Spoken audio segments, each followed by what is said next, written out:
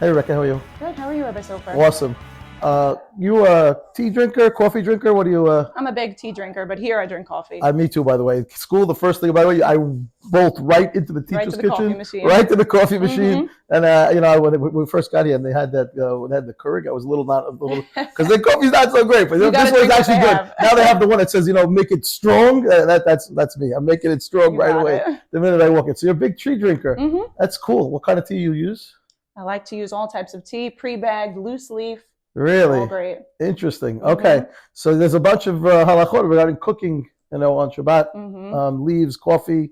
Yeah, I wonder if loose leaf tea is any different than prepackaged tea. So actually, yeah, there's actually a difference between coffee and tea, even, believe it or not. And especially the loose leaves may be a bit of an issue. People are not aware, so we might as well discuss it a little bit. Cooking on Shabbat obviously is not allowed. We all know that, and that's why we all have hot water urns. Nobody's cooking the water on Shabbat, right? So what you're going to do usually is, let's say it's a weekday. What do? You put your leaves in in your cup, and you put the water on it. On Shabbat, that's an issue, right? So the urn itself is called kli rishon. The one that's on the fire we call the first utensil, which everyone agrees obviously cooks. You can't put fresh leaves never cooked into the hot water on Shabbat in the urn itself.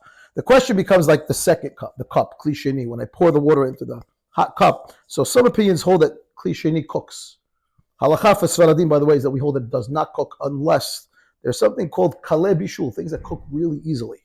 And those we try to be strict. And believe it or not, tea leaves that have never been cooked, most of them are not. They're just sun-dried, right? Right. They're just dried out in the sun. If they've been cooked, it would be a different ballgame, by the way. But mostly of them are not. So they're just sun-dried and they've never been cooked, and therefore putting them into kli sheni, into the cup, is a little bit of an issue on Shabbat. Most opinions will tell you that what you should do actually is, pour the water into a mug or to like a measuring cup or something like that, and then from there into the mug where the leaves are, and that way you can, turn the coffee cup that you're drinking out of actually kli shlishi, the third cup. The urn was number 1, the first cup was number 2, the third cup nobody says cooks. And then you avoid all problems. Cool. Yeah. What about coffee? So coffee, it's a good question. Coffee, since the beans are actually roasted before we ever comes to us, so that's considered bishul already, and we have a concept that says in bishul ha bishul. Once something's cooked, you can't recook it anymore. That's why you like to reheat your leftovers technically on Shabbat, right? Because it's been cooked the day before.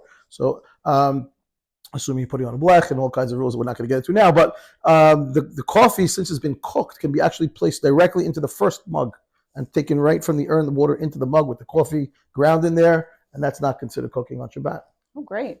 It's interesting that all these halachic questions about coffee come up, because when coffee became popular, it was consumed only in coffee houses, not really at home. So this is like a new issue that we've had to deal with. Yeah, that's so cool. That's amazing. By the way, I can't imagine waking up and having coffee in the house.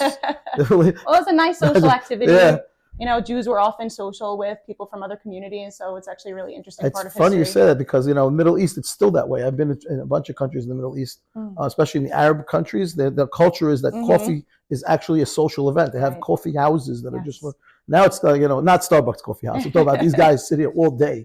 They play Torah, they have hookah. And that's really where it started, in the Arab countries. Right, because that's right. The Turkish coffee, that's the most. By the way, I have a cup of Turkish coffee every morning, you should know. Wow.